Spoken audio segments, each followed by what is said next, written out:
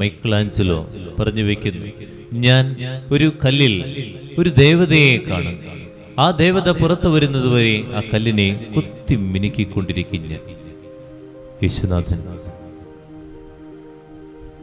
വിശുദ്ധ അൽഫോൻസാമയിൽ ഒരു വിശുദ്ധിയെ കണ്ടു. ആ വിശുദ്ധിയെ പുറത്തു കൊണ്ടുവരുന്നവരെ കുത്തിക്കൊണ്ടിരുന്നു. നമ്മുടെയൊക്കെ ജീവിതത്തിലെ ദൈവം എന്തെങ്കിലും ഒന്ന് കാണുന്നുണ്ടാകും. ആ കാര്യം, ആ പദ്ധതി പുറത്തേക്ക് കൊണ്ടുവരുന്നതുവരെ നമ്മൾ ഇങ്ങനെ കുത്തി മിനുക്കിക്കൊണ്ടിരിക്കും. ആ സമയങ്ങളിൽ ഉണ്ടാകുന്ന വേദനകളെ ദൈവഹിതത്തിന് സമർപ്പിച്ചുകൊണ്ട് മുന്നോട്ട് കൊണ്ടുപോകാൻ പറ്റുന്നുണ്ട് എന്നുള്ളതാണ്. വിശുദ്ധ അൽഫോൻസാമയെ പോലെ ദൈവത്തിൽ സമർപ്പിച്ച് ദൈവത്തിൽ സന്തോഷിച്ച് ജീവിച്ച വ്യക്തിയാണ്.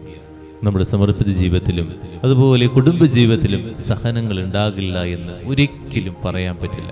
സഹനം ഉണ്ടാകും. ആ വിളികൾ രണ്ടിലും നല്ല സഹനം ഉണ്ടാകും.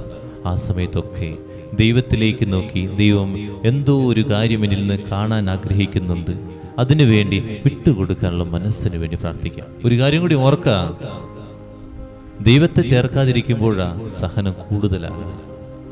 ആ സഹന വഴികളൊക്കെ നിമിഷത്തിൽ ദൈവത്തെ ചേർത്ത് പിടിക്കുക, നെഞ്ചോട് ചേർത്ത് പിടിക്കുക. നെഞ്ചോട് ചേർത്ത് പിടിക്കുമ്പോൾ ദൈവം നമ്മളെ സഹായിക്കുന്നേ. അപ്പോൾ എല്ലാം സിമ്പിളായിട്ട് മാറും. പ്രാർത്ഥിക്കാം, ധ്യാനിക്കാം.